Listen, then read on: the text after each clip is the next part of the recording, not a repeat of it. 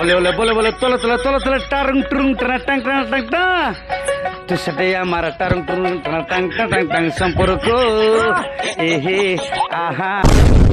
অল্প আগে একটা গানে যে শাহাদত ভাই যে কইলো যে ভাইদের লগে আমার পিরিতি কথাটা আসলে না প্রীতি তো তার মানে কি প্রীতি এক ধরনের তো না, প্রীতি নানান ধরনের থাকে, নানান ধরনের থাকে। তার মানে আমার সাদত ভাই মানে বড় বোন হিসেবে বহুত শ্রদ্ধা করে, তার মানে বড় বোন হিসেবে দেখে, আমার ছোট বোন হিসেবে না।